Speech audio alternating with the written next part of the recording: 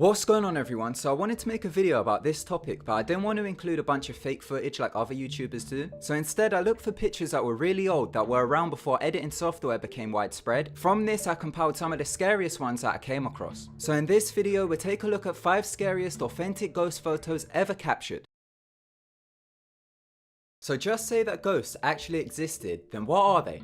There was a man who died in the 1990s which might have proved their existence. A man by the name of Robert Monroe started to have spontaneous out-of-body experiences in the 1950s while he was in his 40s. Now of course, like anyone, this came as a surprise to him because when it happened to him for the first time, he thought he was going through the dying experience, so it shocked him to the core and he stayed up all night. The first time it happened to him was in the middle of the night. He randomly came to and realized he wasn't in his body. He noticed this because he could see himself and his wife laying next to him in bed. From this, he immediately thought he was dying, so quickly made re-entry into his physical body. After it happened the first time, it freaked him out, so he went and visited a bunch of doctors and psychiatrists, but each one of them gave him the all clear. He then figured that the experiences weren't going to kill him, so instead of fearing them, this made him grow curious. He now became dedicated to mapping out the out-of-body realm. In his book Far Journeys, he wrote about a group of consciousness he termed as the locked-ins. This is what we would call nowadays as ghosts. He described this group as being people who have passed on but do not realize it, so they linger around physical locations such as houses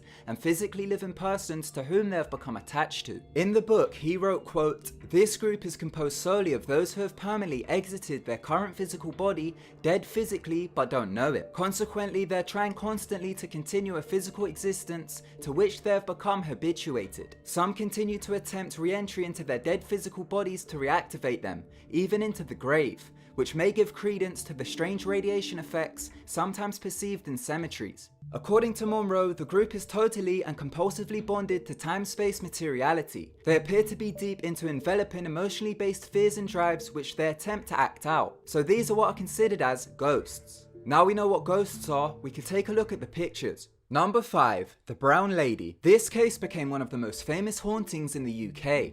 It became known as the Brown Lady. The case has become so popular that it's got its own Wikipedia entry. The haunting is said to take place in Rainham Hall, Norfolk, England. The name being the Brown Lady came from witness reports of the ghost reportedly wearing a brown brocade dress. The legend claims that the ghost is Lady Dorothy Walpole. She was a sister of Robert Walpole, who has been considered the first Prime Minister of Great Britain. The lady was the second wife of Charles Townshend. He was known for having a violent temper. One day he found out that she was cheating on him. He then locked her in different rooms of the hall and wouldn't let her leave. She wasn't even allowed to leave to see her children. She was never allowed to leave the house again, and she stayed locked inside until she died of smallpox in 1726. So it's believed she is the lady ghost which haunts the place. Sightings there have spanned back over 2 centuries. For example, during the Christmas time of 1835, many sightings occurred. A witness who saw the ghost said it had empty eye sockets and a glowing face. Many of the staff who were employed at the hall had to quit after having an encounter with the ghost. Over time, there have been loads of sightings of the ghost, and it has also been caught on camera. A man by the name of Captain Hubert Provand was a London-based photographer who worked for Country Life magazine. For his job, he went to the hall and took photographs for an article which he was writing. While there, he claims to have captured a photo of the ghost. After the photo was published, people argued that the sighting was a case of double exposure. Number 4. Backseat Ghost. This next case comes from the town of Ipswich in Suffolk, England. Back in March of 1959, a woman by the name of Miss Mabel Chinnery went with her husband to a local graveyard. Her husband's mother was buried at the graveyard just a week earlier, so they went to visit the grave. Once it was time to leave, Miss Mabel took a photo of her husband sitting in their car. After they got the photos developed and took a look at them, they realized something strange was sitting in the back seat. They realized there was a figure appearing in the back seat. During the time the picture was taken, only her husband was in the car. The couple believed the spirit which appeared in the photograph was the late mother of the husband. In my opinion, it looks more like a male than a female. Miss Mabel said that the ghost was sitting in the same seat her husband's late mother would sit whenever they would take her out. Considering they were in a graveyard, there may have been many locked-ins hanging about. A month later, the couple had the photo published in an English newspaper called Sunday Pictorial. After the photo was released to the press, an expert came forward to claim that the picture could not be a result of double exposure, as it would be very noticeable. So who knows if they actually captured a ghost on camera.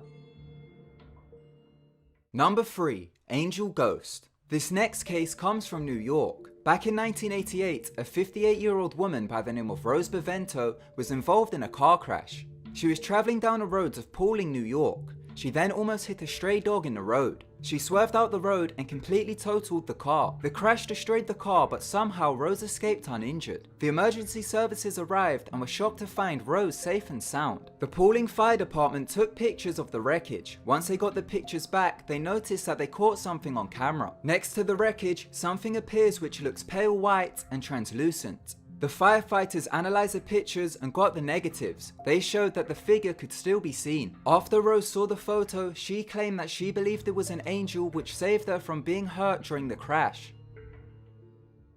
Number 2. Tulip Staircase Ghost.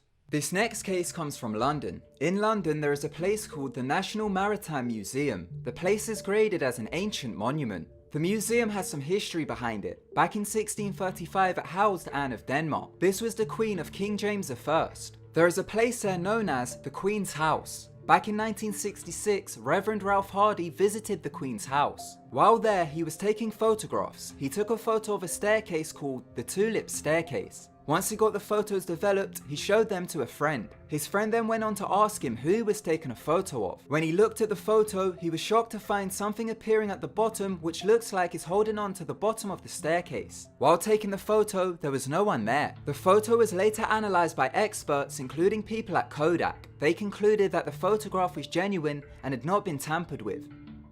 Number 1. Amityville Ghost. This next case has become one of the scariest hauntings in America. Back in 1974, some guy called Ronald DeFeo Jr. went crazy and murdered his entire family. This included his parents and 4 siblings, the youngest one being 9 years old. Ronald DeFeo Jr. woke up in his basement at 3:15 AM. He claimed to be hearing voices. The voices he claimed were of his family conspiring to kill him. He claims a black-handed hooded demon then gave him a rifle which he murdered his family with. His family was sleeping when he carried out the crimes. After the police arrived and the investigation started, he claimed the house was haunted, which drove him to killing everyone. He also claimed to be possessed. A year went by and the house was sold to a family. The Lutz family moved in, but they only lasted 28 days. They then ran out of the house screaming. They didn't take anything with them and claimed something paranormal was the cause. Because of the house's history, several paranormal investigations were carried out. Ed and Lorraine Warren, who are famous for their investigations, went to the house to see what was going on. A seance was carried out and also cameras set on self-timers were placed around the house. While the cameras were active, they caught a photo of a little boy in the house. During the time, there were no children in the house. It had been vacant for months. The boy resembles the youngest child, John Matthew DeFeo. After the investigation, the Lutz family showed the photo to their youngest daughter and she told them, "That's the boy I used to play with." Also, whenever a pregnant secretary saw the photo, her baby would kick. This wasn't the only creepy thing to happen during the investigation. Ed Warren described getting stabbing chest pains, hearing crying, and seeing hooded figures which resembled monks. Ed also claimed that when he went down to the basement, he became overwhelmed with a feeling, claiming a legion of demons were present. Lorraine said that she could feel that there were evil spirits in the home which she claimed came from the bowels of the earth. So maybe they caught John Matthew DeFeo's ghost on camera. Lorraine Warren claimed it was probably a demon masquerading as John Matthew DeFeo to feed off people's energy when scaring them. Thank you so much for watching. If you enjoyed the video, then be sure to give it a big thumbs up and don't forget to subscribe and also press the bell button so you can get all the notifications for when Top 5 Unknowns uploads. Once again, thank you so much for watching. If you want more videos from me, then be sure to go check out my Top 10 channel where I upload top 10 videos. The links will be in the description and the comments below. Once again, thank you so much for watching. Until next time, goodbye.